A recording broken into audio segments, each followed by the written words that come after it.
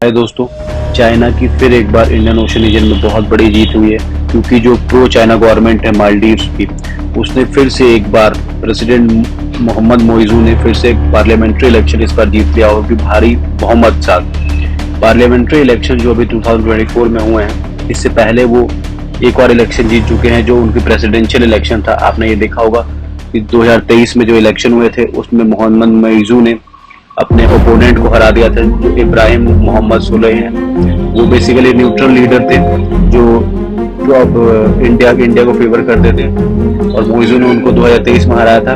उसी तरीके से सेम इस बार फिर हुआ है, पर वो पिछली बार प्रेसिडेंशियल इलेक्शन था। और इस बार जो ये डिफरेंस है इन दोनों में ये है कि जो इसमें पार्लियामेंट्री इलेक्शन ये जीते हैं, तो इसमें सबसे बड़ी बात ये कि भी कोई भी लॉज बनाएंगे, अगर चाइनीज को कोई भी कॉन्ट्रैक्ट देना चाहेंगे तो कोई भी उनके बीच में बाधा नहीं बनेगी, ये आराम से कर सकते हैं। और ये इंडिया के लिए बहुत बड़ा सेटबैक है, क्योंकि इंडिया के बैकयार्ड में चाइना आ चुका है। तो एक ये इंडिया के लिए बहुत ही बड़ी डिप्लोमेटिक क्राइसिस का टाइम है मेरे हिसाब से। और अगर इंडिया के पॉइंट ऑफ व्यू से हम इसे देखें, उससे पहले वह बात कर लेते हैं कि चाइनीज जो फॉरेन मिनिस्ट्री है उनका क्या है। उन्होंने कॉन्ग्रेचुलेट किया मालदीव्स को उनके सक्सेसफुल पार्लियामेंट्री इलेक्शंस पे, और रिस्पेक्ट किया है कि वहाँ के जो भी आवाम है उन्होंने किस तरीके से इलेक्शंस को उनको फेवर किया है। और ये है देखो, ये है इंडिया और चाइना की मिलिट्री बेसिस। आप यहाँ पे देख रहे होगे ना, क्या बोलते हो कि इंडिया का बेस मालदीव्स में भी था। अभी मालदीव्स में आपको पता है कि इंडियन ओशन अपना इंडियन आर्मी के सोल्जर्स थे जो वहाँ पे बेसिकली सिर्फ मेडिकल स्टाफ थे, मेडिकल हेल्प के लिए थे और थोड़ा बहुत सर्वेलेंस के लिए थे। उनको वहाँ से इवैक्यूएट करा जा रहा है, और क्या होगा, वहाँ पे चाइनीज आके बैठ जाएंगे। तो आप वहाँ मालदीव्स में देख सकते हो, यहाँ पे जो रेड डॉट लगा हुआ है मालदीव्स को इंडियन क्या बोलता हूँ कि लक्षद्वीप आइलैंड्स के कितना पास है।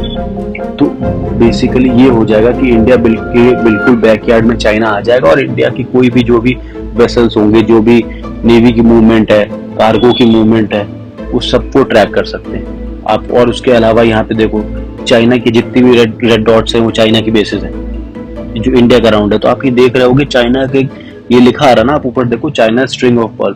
चाइना का क्या है कि चाइना ने शुरुआत से ना इंडिया को स्ट्रैंगल करने के लिए इंडिया के चारों तरफ फोर्ट्स बनाना शुरू कर दिया है। आप ये देख सकते हो कि बांग्लादेश, म्यांमार, श्रीलंका, पाकिस्तान, इन लोगों ने वहाँ पे बेसिस बनाए, जिबूती, तंजानिया, और अब शायद मालदीव्स में भी बना ले।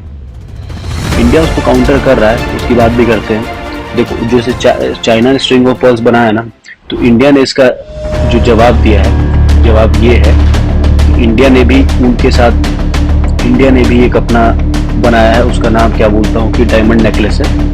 वो ये देखो, आप यहाँ पे ये देख पा रहे हो ना कि येलो कलर का जो सर्कल है, ये इंडिया की बेसिस है, जो फॉरेन बेसिस है ये इंडियन है, और ये जो ब्लू लाइन है ये चाइनीज बेसिस है। तो इंडिया बहुत ही अच्छी तरीके से टैकल कर रहा है, बिल्कुल टैकल कर रहा है। लेकिन प्रॉब्लम ये है कि चाइना जब मालदीव्स में बैठेगा तो हमारी जो भी वेसल्स हैं, जो भी नेवी की शिप्स हो, चाहे हमारा कार्गो हो, वो उस पर नजर रख सकता है, हमारी नेवी की मूवमेंट्स पर नजर रख सकता है। तो ये एक बहुत बड़ा सेटबैक है। तो इसके काउंटर में इंडिया क्या कर सकता है? देखो, इसके काउंटर में इंडिया ना दो कंट्रीज है, ताइवान और फिलीपींस, इन दोनों की मदद कर सकता है। ताइवान आपको पता है चाइना में जो साउथ चाइना सी है, वहाँ पे चाइना कभी भी ताइवान को रिकॉग्नाइज नहीं करता है, वो अपना पार्ट मानता है। तो इंडिया को क्या करना होगा कि ताइवान को रिकॉग्निशन देना पड़ेगा एक और अलग लेवल पे। इंडिया को उनसे डिप्लोमेटिक टाइज जो है और बढ़ानी पड़ेंगी, और उनको हथियार देने पड़ेंगे। जैसे क्या बोलता हूँ कि जैसे फिलीपींस है, तो फिलीपींस को इंडिया ने भी रिसेंटली ब्रह्मोस मिसाइल दी है। ये देख सकते हो ना, BrahMos supersonic missile delivered to Philippines by India today.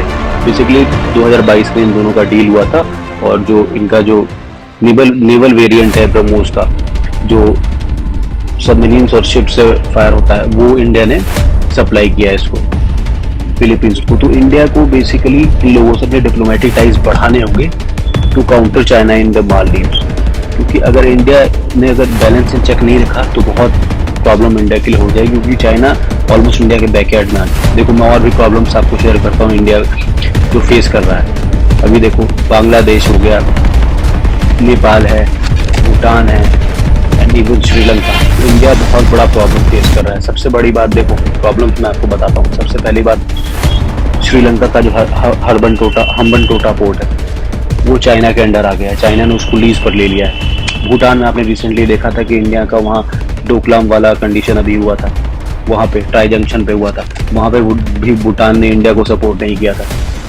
उसके आगे चलते हैं और जो कंडीशंस हैं, नेपाल में आप देखोगे तो नेपाल में क्या है कि अभी र्यूमर है, ये कंफर्म न्यूज नहीं है, पर नेपाल में भी आप ये देखोगे कि नेपाली जो गोरखा सोल्जर्स थे जो अग्निवीर की वजह से काफी परेशान थे, क्योंकि वो उनको लॉन्ग टर्म जो जॉब अपॉर्चुनिटी थी वो नहीं मिल पा रही थी। क्योंकि बेसिकली जो गोरखास होते हैं हम सबको पता बहुत ब्रेव होते हैं, और इंडियन आर्मी में कब से उनकी रेजिमेंट है ना, कब कई बार उन्होंने लड़ाई की और हमारे लिए गौरव का काम किया है। तो देखो मैं ये कह रहा हूँ कि अगर इंडियन आर्मी अगर इस तरीके से करती है, क्या बोलता हूँ कि जो अग्निवीर वाला जो कर रखे हैं इन लोगों ने जो कानून लाया अग्निवीर वाला, अगर वो ऐसे ही चलता रहेगा तो maybe there are chances कि गोरखास जो हैं चाइना की तरफ शिफ्ट हो जाए, क्योंकि चाइना बहुत कोशिश कर रहा है कि गोरखा की अपना एक रेजिमेंट बनाए, अपने कुछ यहाँ नेपाली सोल्जर्स को वहाँ रिक्रूट करे अपनी फोर्सेज में। और दूसरी तरफ बांग्लादेश में भी बहुत बड़ा इंडिया आउट मूवमेंट चल रहा है।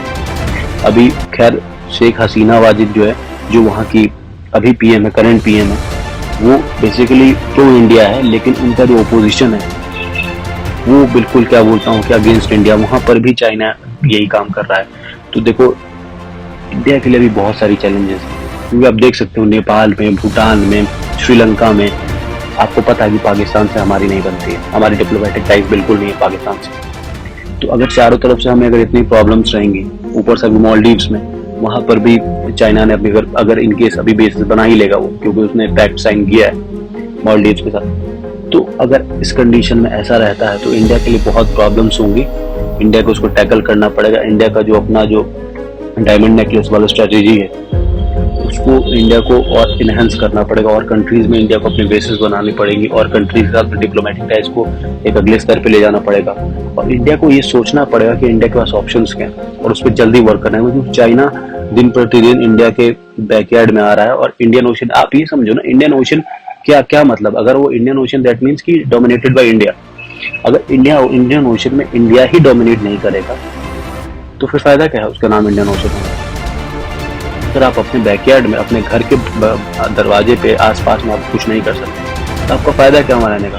आप समझ रहे ना मैं क्या कह रहा हूँ, अब मेरा कॉन्ट्रास्ट समझ लो। तो कहने का मतलब ये है कि इंडिया को बहुत ही एग्रेसिव सोचना पड़ेगा, थोड़ा फ्रंट पे आके बात करनी पड़ेगी, रैपिड मॉडर्नाइजेशन करनी पड़ेगी अपनी आर्मी में और फोर्सेज में। और दूसरी बात, डिप्लोमेटिक टाइज कंट्री से बढ़ाना पड़ेगा, चाहे आप उन्हें एड दो, कुछ भी करो, पर आपको अपने आसपास की कंट्रीज के साथ जो है ना डिप्लोमेटिक टाइज और स्ट्रॉन्ग करने की जरूरत, खासकर जो अपने नेबर्स हैं। तो दैट्स ऑल फॉर टुडे, और कोई भी अगर न्यूज़ लेटेस्ट आती है तो I will let you know.